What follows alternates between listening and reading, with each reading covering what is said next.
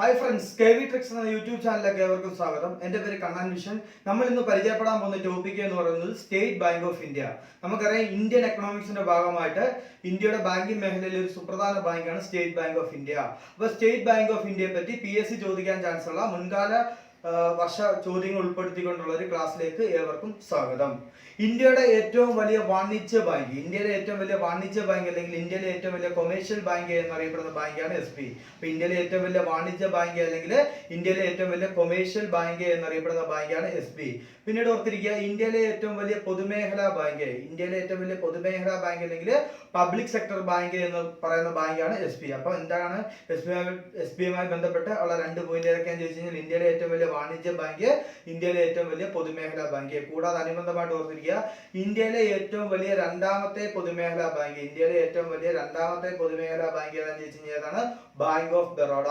Bank of Baroda ആണ് ഇന്ത്യയിലെ ഏറ്റവും വലിയ രണ്ടാമത്തെ പൊതുമേഖലാ ബാങ്ക്. അപ്പോൾ ഓർത്തിരിക്കുക, 2019 ഏപ്രിൽ 1 വിജയ ബാങ്കും ദേന ബാങ്കും ബാങ്ക് ഓഫ് ബറോഡയിൽ ലയിപ്പിച്ചപ്പോൾ ഇന്ത്യയിലെ രണ്ടാമത്തെ പൊതുമേഖലാ ബാങ്കായിട്ട് ഏത് ബാങ്ക് മാറി? ബാങ്ക് ഓഫ് ബറോഡ മാറി. കൂടാതെ ഓർത്തിരിക്കുക, all India rural credit survey committee, all India rural credit survey committee ശുപാർശ പ്രകാരം, all India rural credit survey കമ്മിറ്റിയുടെ നിർദ്ദേശപ്രകാരം ഇന്ത്യയിൽ നിലവിൽ വന്ന ബാങ്ക് ഏതാണെന്ന് ചോദിച്ചു കഴിഞ്ഞാൽ SBI. SBIയുടെ രൂപീകരണത്തിന് പ്രധാന പങ്ക് വഹിച്ച മലയാളി ആരാന്ന് ചോദിച്ചു കഴിഞ്ഞാൽ ജോൺ മത്തായി ആണ്. SBIയുടെ രൂപീകരണത്തിന് പ്രധാന പങ്ക് വഹിച്ച മലയാളി ആരാന്ന് ചോദിച്ചു കഴിഞ്ഞാൽ ജോൺ മത്തായി. കൂടാതെ ഓർത്തിരിക്കുക, SBI ബാങ്ക് നിലവിൽ വന്ന വർഷം ചോദിച്ചു കഴിഞ്ഞാൽ 1955 ജൂലൈ 1. SBI ബാങ്ക് നിലവിൽ വന്ന വർഷം ചോദിച്ചു കഴിഞ്ഞാൽ 1955 ജൂലൈ 1 ആണ്. SBIയുടെ ആസ്ഥാനം ചോദിച്ചു കഴിഞ്ഞാൽ മുംബൈ. SBIയുടെ ആസ്ഥാനം ചോദിച്ചു കഴിഞ്ഞാൽ മുംബൈ. നമ്മൾ കഴിഞ്ഞ ക്ലാസ്സിൽ പഠിച്ചതുപോലെ RBIയുടെ ആസ്ഥാനം ചോദിച്ചു കഴിഞ്ഞാൽ മുംബൈയിലെ നരിമാൻ പോയിന്റ്, നബാർഡിന്റെ ആസ്ഥാനം ചോദിച്ചു കഴിഞ്ഞാൽ മുംബൈ, SBIയുടെ ആസ്ഥാനം ചോദിച്ചു കഴിഞ്ഞാൽ മുംബൈ. കൂടാതെ ഓർത്തിരിക്കുക, SBIയുടെ രൂപീകരണത്തിന് കാരണമായ കമ്മീഷൻ AD ഗോർവാല കമ്മീഷൻ ആണ്. SBIയുടെ രൂപീകരണത്തിന് കാരണമായ കമ്മീഷൻ ചോദിച്ചു കഴിഞ്ഞാൽ AD ഗോർവാല കമ്മീഷൻ. ഈ all India rural credit survey കമ്മിറ്റിയുടെ ചെയർമാൻ ആരാന്ന് ചോദിച്ചു കഴിഞ്ഞാൽ AD ഗോർവാലയാണ്. നമുക്കറിയാം, RBIയുടെ രൂപീകരണത്തിന് കാരണമായ കമ്മീഷൻ ചോദിച്ചു കഴിഞ്ഞാൽ 1926 ഹിൽട്ടൺ കമ്മീഷന്, നബാർഡിന്റെ രൂപീകരണത്തിന് കാരണമായ കമ്മീഷൻ ചോദിച്ചു കഴിഞ്ഞാൽ ശിവരാമകൃഷ്ണൻ കമ്മീഷൻ, SBIയുടെ രൂപീകരണത്തിന് കാരണമായ കമ്മീഷൻ ചോദിച്ചു കഴിഞ്ഞാൽ ഏതാണ്? AD Gorwala commission. പിന്നീട് SBIയുടെ മുൻഗാമി എന്നറിയപ്പെടുന്ന ബാങ്ക്, SBIയുടെ മുൻഗാമി എന്നറിയപ്പെടുന്ന ബാങ്കാണ് ഇംപീരിയൽ ബാങ്ക്. SBIയുടെ മുൻഗാമി എന്നറിയപ്പെടുന്ന ബാങ്ക് ഏതാണെന്ന് ചോദിച്ചു കഴിഞ്ഞാൽ ഇംപീരിയൽ ബാങ്കാണ്. Imperial banking act Indian parliament പാസ്സാക്കിയ വർഷം ചോദിച്ചു കഴിഞ്ഞാൽ 1920. ഇംപീരിയൽ ബാങ്കിന്റെ ആക്ട് എന്നാണ് പാസ്സാക്കിയത്? 1920. ഇംപീരിയൽ ബാങ്ക് നിലവിൽ വന്ന വർഷം ചോദിച്ചു കഴിഞ്ഞാൽ 1921 ജനുവരി 27. 1921 ജനുവരി 27 ആണ് ഇംപീരിയൽ ബാങ്ക് ഇന്ത്യയിലേക്ക് കടന്നു വരുന്നത്. ഇനി ഇംപീരിയൽ ബാങ്കിന്റെ സ്ഥാപകൻ ആരാന്ന് ചോദിച്ചു കഴിഞ്ഞാൽ ജോൺ കീൻസ്. ഇംപീരിയൽ ബാങ്കിന്റെ സ്ഥാപകൻ ആരാണ്? ജോൺ കീൻസ് ആണ് ഇംപീരിയൽ ബാങ്കിന്റെ സ്ഥാപകൻ. പിന്നീട് കൂടാതെ ഓർത്തിരിക്കുക, ഇന്ത്യയിൽ നിലവിലുണ്ടായിരുന്ന 3 പ്രസിഡൻസി ബാങ്കുകൾ ലയിപ്പിച്ചുകൊണ്ടാണ് ഇന്ത്യയിലേക്ക് ഇംപീരിയൽ ബാങ്ക് നിലവിൽ വരുന്നത്. ആ ഇംപീരിയൽ ബാങ്കാണ് പിന്നീട് SBI ബാങ്കായിട്ട് മാറിയത്. ആ പ്രസിഡൻസി ബാങ്കുകൾ ഏതൊക്കെയാണെന്ന് ചോദിച്ചു കഴിഞ്ഞാൽ 1806 നിലവിൽ വന്ന പ്രസിഡൻസി ബാങ്ക് ഓഫ് ബംഗാള്, 1840 നിലവിൽ വന്ന പ്രസിഡൻസി ബാങ്ക് ഓഫ് ബോംബെ, 1843 നിലവിൽ വന്ന പ്രസിഡൻസി ബാങ്ക് ഓഫ് മദ്രാസ്. അപ്പൊ ഈ 3 പ്രസിഡൻസി ബാങ്കുകൾ ലയിപ്പിച്ചുകൊണ്ടാണ് എന്ത് വരുന്നത്? ഇന്ത്യയിലേക്ക് ഇംപീരിയൽ ബാങ്ക് വരുന്നത്. ആ ഇംപീരിയൽ ബാങ്കാണ് പിന്നീട് എന്തായിട്ട് മാറിയത്? SBI ബാങ്കായിട്ട് മാറിയത്. ഇത്രയും കാര്യങ്ങൾ നിങ്ങൾ ഓർത്തിരിക്കുക. പിന്നീട് SBIയുടെ ആദ്യ ചെയർമാൻ ആരാന്ന് ചോദിച്ചു കഴിഞ്ഞാൽ ആരാണ്? ജോൺ മത്തായി ആണ് SBIയുടെ ആദ്യ ചെയർമാൻ. SBIയുടെ ആദ്യ ചെയർമാൻ ആരാണ്? ജോൺ മത്തായി ആണ് SBIയുടെ ആദ്യ ചെയർമാൻ. SBIയുടെ നിലവിലത്തെ ചെയർമാൻ ആരാന്ന് ചോദിച്ചു കഴിഞ്ഞാൽ രജനീഷ് കുമാർ ആണ്. SBIയുടെ നിലവിലത്തെ ചെയർമാൻ ആരാന്ന് ചോദിച്ചു കഴിഞ്ഞാൽ രജനീഷ് കുമാർ ആണ് SBIയുടെ നിലവിലത്തെ ചെയർമാൻ. പിന്നീട് കൂടാതെ PSC ചോദിച്ചിട്ടുള്ള ക്വസ്റ്റ്യൻ ആണ്, SBIയുടെ ആദ്യത്തെ വനിതാ ചെയർമാൻ. SBIയുടെ ആദ്യത്തെ വനിതാ ചെയർമാൻ ആരാണ്? അരുന്ധതി ഭട്ടാചാര്യ. ആരാണ്? അരുന്ധതി ഭട്ടാചാര്യ. അപ്പൊ SBIയുടെ ആദ്യ ചെയർമാൻ ആരാന്ന് ചോദിച്ചു കഴിഞ്ഞാൽ രജനീഷ് കുമാർ. പിന്നീട് SBIയുടെ ആദ്യ ചെയർമാൻ ആരാന്ന് ചോദിച്ചു കഴിഞ്ഞാൽ ജോൺ മത്തായി. നിലവിലത്തെ ചെയർമാൻ ആരാന്ന് ചോദിച്ചു കഴിഞ്ഞാൽ രജനീഷ് കുമാർ. ആദ്യ വനിതാ ചെയർമാൻ ആരാന്ന് ചോദിച്ചു കഴിഞ്ഞാൽ ആരാണ്? അരുന്ധതി ഭട്ടാചാര്യ. ഇനി SBIയുമായി ബന്ധപ്പെട്ട് PSC ചോദിക്കാൻ ചാൻസ് ഉള്ള 9 പ്രത്യേകതകൾ.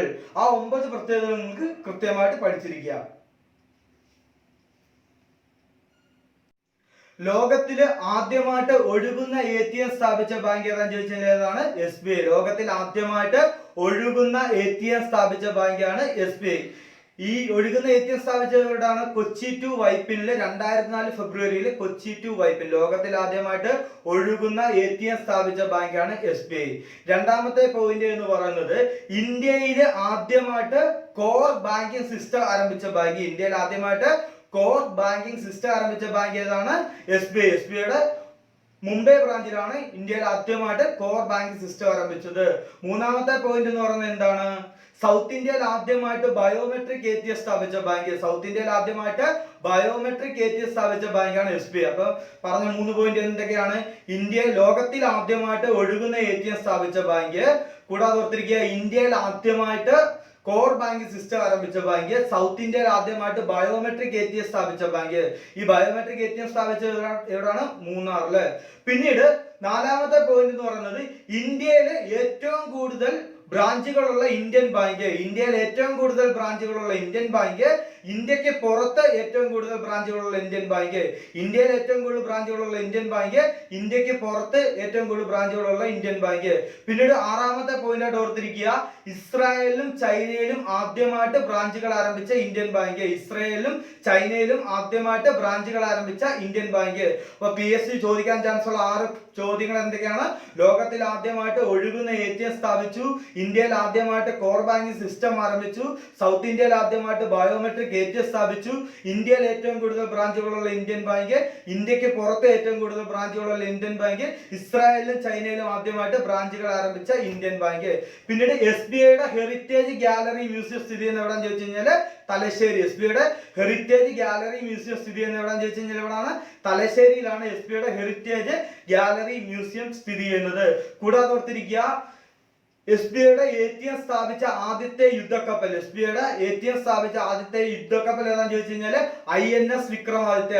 SBIയുടെ ATM സ്ഥാപിച്ച ആദ്യത്തെ യുദ്ധക്കപ്പൽ ഏതാണെന്ന് ചോദിച്ചു കഴിഞ്ഞാൽ INS വിക്രമാദിത്യ. പിന്നീട് PSC ചോദിച്ച ക്വസ്റ്റ്യൻ ആണ് SBIയുടെ പരസ്യവാചകത്തിലെത്തിയ ദേശീയ കവി ആരാന്ന് ചോദിച്ചു കഴിഞ്ഞാൽ രവീന്ദ്രനാഥ ടാഗോർ. SBIയുടെ പരസ്യവാചകത്തിലെത്തിയ ദേശീയ കവി ആരാന്ന് ചോദിച്ചു കഴിഞ്ഞാൽ രവീന്ദ്രനാഥ ടാഗോർ. ഇത്രയും ചോദ്യങ്ങളാണ് PSC ചോദിക്കാൻ ചാൻസ് ഉള്ള 9 ചോദ്യങ്ങൾ. എന്തൊക്കെയാണ്? ഇന്ത്യയിൽ ആദ്യമായിട്ട് ലോകത്തിൽ ആദ്യമായിട്ട് ഒഴുകുന്ന ATM സ്ഥാപിച്ച ബാങ്ക്, ഇന്ത്യയിൽ ആദ്യമായിട്ട് കോർ ബാങ്കിങ് സിസ്റ്റം ആരംഭിച്ച ബാങ്ക്, സൗത്ത് ഇന്ത്യയിൽ ആദ്യമായിട്ട് ബയോമെട്രിക് ATM സ്ഥാപിച്ചു, ഇന്ത്യയിൽ ഏറ്റവും കൂടുതൽ ബ്രാഞ്ചുകളുള്ള ഇന്ത്യൻ ബാങ്ക്, ഇന്ത്യക്ക് പുറത്തെ ഏറ്റവും കൂടുതൽ ബ്രാഞ്ചുകളുള്ള ഇന്ത്യൻ ബാങ്ക്, ഇസ്രായേലിലും ചൈനയിലും ആദ്യമായിട്ട് ബ്രാഞ്ചുകൾ ആരംഭിച്ച ഇന്ത്യൻ ബാങ്ക്. പിന്നീട് ഓർത്തിരിക്കുക SBIയുടെ ഹെറിറ്റേജ് ഗാലറി മ്യൂസിയം തലശ്ശേരി. പിന്നീട് SBIയുടെ പരസ്യവാചകത്തിലെത്തിയ ദേശീയ കവിയാണ് രവീന്ദ്രനാഥ ടാഗോർ. പിന്നീട് SBIയുടെ ATM ഉള്ള യുദ്ധക്കപ്പൽ ഏതാന്ന് ചോദിച്ചു കഴിഞ്ഞാൽ INS വിക്രമാദിത്യ.